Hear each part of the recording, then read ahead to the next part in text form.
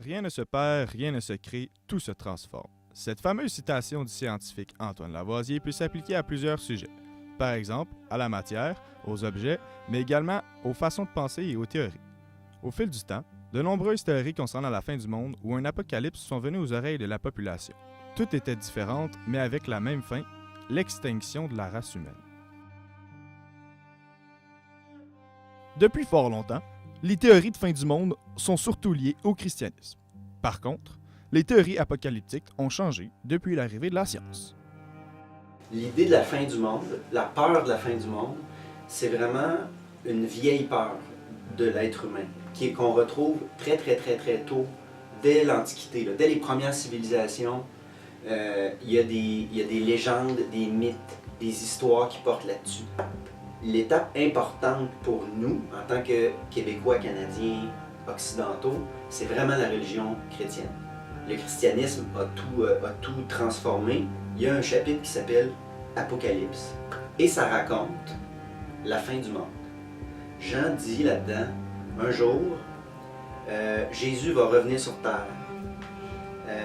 Il va procéder au jugement dernier. Donc, il va décider qui va être sauvé. Puis là, il y avait même un chiffre là, je ne me rappelle pas exactement lequel, mais tant de personnes, tant d'âmes seront sauvées, iront au paradis, et tout le reste de l'humanité va mourir dans d'atroces souffrances. Okay?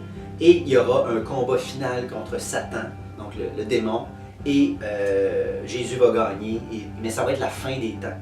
Okay?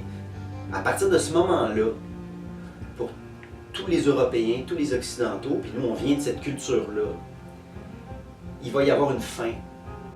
Plusieurs prophéties de fin du monde ont été rapportées au fil du temps. Selon François Orteilly, on aurait survécu à plus de 182 fins du monde. Ça a continué de changer après l'arrivée du christianisme. Okay? La preuve, c'est qu'il y en a encore aujourd'hui. Même si on n'est plus pratiquant, on n'est plus chrétien, puis qu'on est de moins en moins attaché à ces croyances-là, ça a continué. Même si aujourd'hui on connaît les lois de la nature, ça n'empêche pas d'avoir peur de la fin du monde. En fait, c'est que là, la peur de la fin du monde est associée à d'autres phénomènes scientifiques.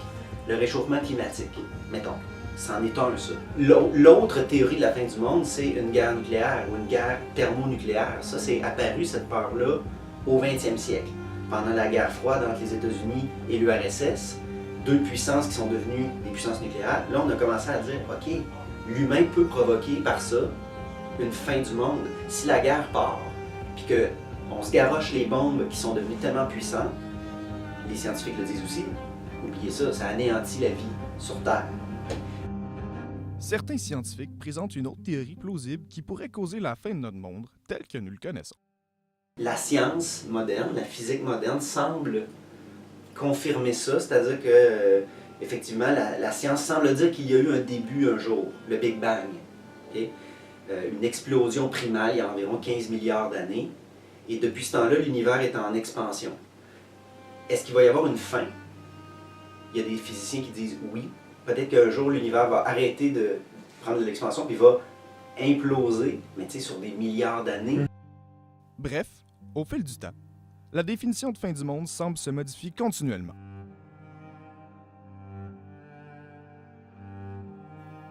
Les sciences vont créer un désintérêt envers la religion parce qu'elle va permettre de répondre à plusieurs questions que les humains se posent. Elles vont aussi nous aider à développer plusieurs technologies et nouveaux procédés.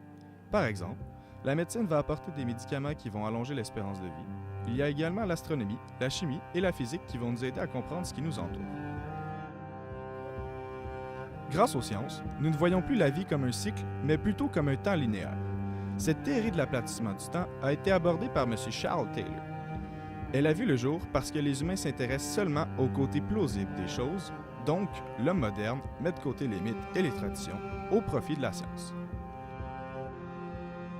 Le temps accélère grâce à notre liberté de créer notre propre histoire. On ne naît pas un soi, on le devient, ce qui nous porte à vouloir toujours se dépasser et à dépasser les autres. Donc, nous manquons de temps vu que nous devons toujours faire de plus en plus d'activités afin de se démarquer des autres. Rosa, il y a une position là-dessus assez précise, c'est-à-dire que une des lectures qu'il va faire sur ce qu'il va appeler l'accélération objective des rythmes de vie, En d'autres termes, ça veut dire qu'à l'intérieur d'une journée, d'une semaine, on fait effectivement plus de choses qu'avant dans la même quantité de temps. Ça, c'est une accélération objective du rythme de vie. Hein?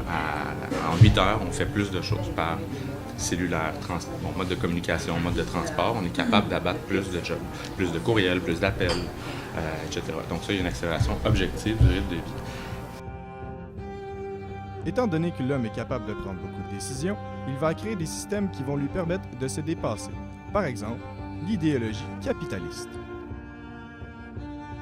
L'humain a arrêté de regarder vers le passé pour regarder maintenant le monde de possibilités qui s'ouvre à lui. En faisant cela, il passe du temps cyclique au temps linéaire. Cette transition a permis à l'être humain de trouver des sens à ces questions grâce, notamment, à la science. Toutes ces innovations en technologie permettent à l'être humain de s'épanouir et de se rapprocher de la vie éternelle. Transcender la mort par l'accomplissement d'une quantité idéalement illimitée d'événements, d'activités. Donc, qu'est-ce que tu as fait cet été? J'étais allé en Europe, j'ai passé 3 mois en Europe. Tu as visité quel pays? Je suis resté en Autriche. 3 mois en Europe, tu es juste allé en Autriche. Ouais, t'es pas allé en Allemagne, non. T'es pas allé en Hongrie, non. T'es pas allé en Slovaquie, non. Fait que l'idée de faire le plus, il y a une injonction culturelle à faire le plus le pays. Disons, par exemple, en voyage, le pays, j'ai fait un voyage l'année dernière, j'ai senti cette injonction-là. Si vous voulez, je donnerai une référence, j'avais écrit un petit article là-dessus, assez humoristique, mais qui m'a vraiment accroché l'œil sur l'idée que faire plus de choses et valoriser qu'en faire moins qui dure plus longtemps.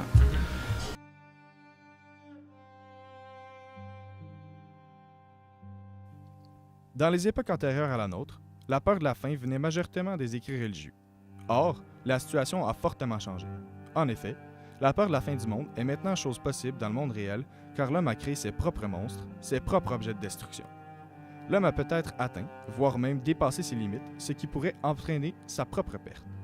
La peur de la catastrophe est bien réelle dans la société d'aujourd'hui, et ce, pour des raisons diverses. 3 grands dangers sont mis de l'avant dans notre société, soit le réchauffement planétaire, la menace nucléaire et la menace terroriste. Tout d'abord, l'état de notre Terre. Les changements climatiques que celle-ci subit sont extrêmement préoccupants de nos jours, car si rien n'est fait, son état va se dégrader et l'effet sera malheureusement irréversible. Nous sommes les grands responsables du réchauffement planétaire. En effet, l'homme a contribué à 95% du réchauffement climatique et il pourrait y avoir de lourdes vagues de conséquences si rien ne change. Par exemple, le niveau de la mer va augmenter en raison de la fonte des glaces et cela va entraîner la disparition entre 10 000 et 20 000 îles tout en amenant de grandes villes américaines comme Miami et New York. De plus, les catastrophes naturelles seront beaucoup plus puissantes car le réchauffement climatique renforce l'intensité, la fréquence et la durée de celle-ci. Finalement, de nombreuses espèces vont disparaître d'ici 2050 si rien n'est fait, car elles seront incapables de vivre dans ce nouvel environnement. Le temps joue contre nous. Après l'état de notre planète, la menace nucléaire. De nos jours, nous entendons énormément de nouvelles par rapport aux menaces nucléaires. La tension très intense entre les États-Unis et la Corée du Nord font craindre le pire à la population mondiale. Le monde a déjà été témoin de l'arme atomique et il sait que cette grande puissance pourrait causer sa perte. Bien que la destruction fasse partie des conséquences de ces armes, la radioactivité est le réel problème suivant une explosion de ce type. Les radiations se propagent dans l'air et se répandent partout sur le globe, effaçant toute vie sur son passage. Malgré une sensibilisation sur le sujet, certains pays décident tout de même de suivre un programme d'armement nucléaire afin d'avoir un moyen de protection qui pourrait leur permettre de pallier à leur faiblesse militaire. La menace restera donc présente tant que cette arme existera parmi les hommes. Parmi les catastrophes dans le monde, le terrorisme, surtout islamiste, est le plus craint de tous. Personne ne sait qu'un groupe extrémiste ou un individu seul va semer le chaos et la destruction sur son passage. C'est un des plus grands fléaux que le monde a connu depuis le début de son existence, tant avec les Zélotes durant l'Antiquité, aujourd'hui avec Daesh, ou l'État islamique de nos jours. Cette menace inquiète de plus en plus les États car les terroristes commencent à s'équiper avec de l'équipement de plus en plus performant pour provoquer un sentiment de peur que nous n'avons jamais observé auparavant. Cette présence est imprévisible et malgré toutes les précautions prises par les gouvernements, des attaques peuvent survenir n'importe quand. L'homme vit donc dans la peur de la catastrophe.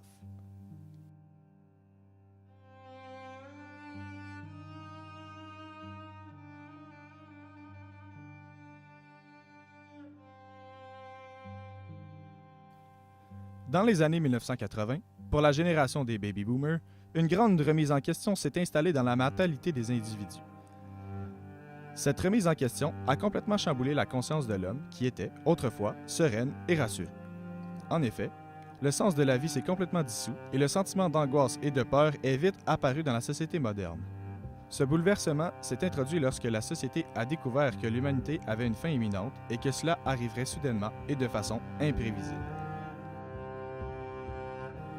Autrefois, l'homme pensait qu'il serait possible de vivre ailleurs, qu'il existait un autre monde infini, capable de tout. Donc, il a proposé l'idée de voyager dans l'espace afin de découvrir d'autres mondes basés sur l'idée implicite que ce monde est infini et inépuisable.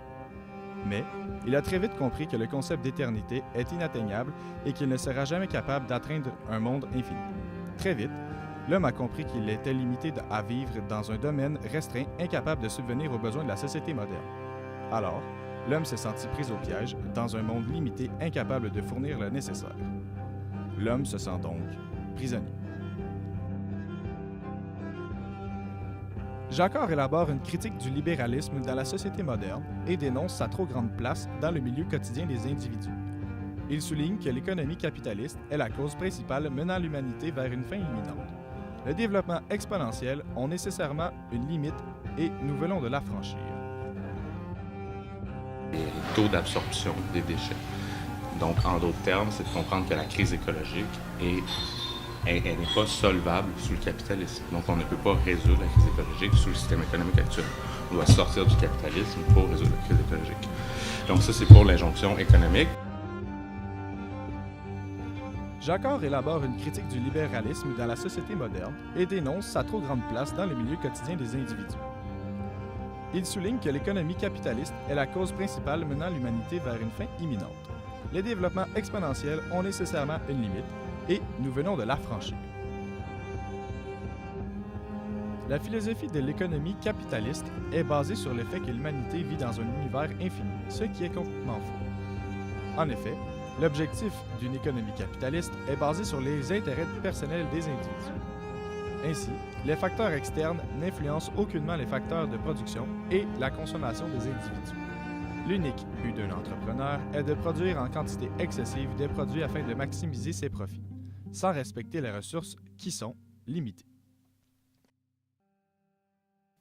Selon Albert Jacquard, le grand problème qui réside dans l'économie capitaliste est le comportement individualiste, compétitif et même égoïste que les participants ont développé. Au lieu de penser aux autres et respecter l'environnement, les individus se projettent dans le futur sans penser aux facteurs externes qui pourraient éventuellement affecter leur survie individuelle et collective. Bien sûr, cette projection est irréaliste et dangereuse pour l'humanité puisque cette façon de penser encourage les comportements impulsifs qui mènent directement à la fin du monde. Ainsi, la compression du temps est liée à l'augmentation du rythme incontrôlé de l'activité économique. Le temps devient de plus en plus rare et ainsi devient plus précieux. Selon la norme capitaliste, le temps, c'est de l'argent. Par exemple, la vitesse de la communication a augmenté de 107%, la vitesse de transport de 102% et la vitesse de traitement des données de 1010%. Rosa explique que cette accélération de la société moderne emprisonne, en quelque sorte, les individus dans un système basé sur les concepts individualistes et ainsi aveugle l'homme moderne des vrais problèmes qui règnent dans leur monde. On pourrait même suggérer que les participants de cette forme de marché deviennent essentiellement esclaves à leur propre jeu. Rosa dit que comment ça qu'on a l'impression de manquer de temps? On a une pléthore de technologies qui se sont supposées nous libérer du temps. Comment ça que le téléphone cellulaire, le char, la voiture est supposé me libérer un temps si je me rends du point A au point B en moins de temps qu'avant? Le temps qui est libéré, lui, il s'en va où? La laveuse, le lave-vaisselle, tous les électroménagers permettent de libérer un temps de travail ménager. Mais ce temps libéré-là, lui, s'en va où? Pourquoi qu'en bout de ligne, aujourd'hui, sur des études de perception de temps, les gens déclarent plus que jamais avoir l'impression de manquer de temps. Donc là, il y a un paradoxe. On est supposé avoir plus de temps objectif, techniquement libéré par la technique, mais on a une impression chronique de manque de temps inégalé dans l'histoire. Donc, la vie des individus doit s'adapter à cette nouvelle définition du temps. Conséquemment, comme dirait Rosa, L'objectif de l'homme moderne est de profiter au maximum du temps qu'il a au moment présent. Il est primordial chez l'individu d'effectuer le plus de choses possibles dans un espace-temps de plus en plus restreint et en fonction de plusieurs sphères, sociales, culturelles, sportives, etc. Alors, l'aspiration principale de l'homme moderne est de profiter de tout son temps, tout en accélérant le rythme de sa vie et en optant pour un comportement impulsif en faisant plus de choses en même temps. En effet, l'individu tente de maximiser son temps puisque celui-ci est limité en lien, ou en bout de la ligne, à l'imminence de la catastrophe. Ainsi, l'accélération du temps de vie de la personne est une illusion pour camoufler la vérité. Dans les faits, il s'agit d'un rapprochement éventuel de la fin du monde. C'est une réponse aux angoisses et aux incertitudes auxquelles l'homme moderne fait face dans sa vie quotidienne, due à l'imminence de la catastrophe. Par contre, cette façon de penser ne fait qu'empirer la situation. Consommer de façon excessive et avoir une forme de vie individualiste aide à oublier le vrai problème, c'est-à-dire que les individus de la société moderne manquent l'essentiel.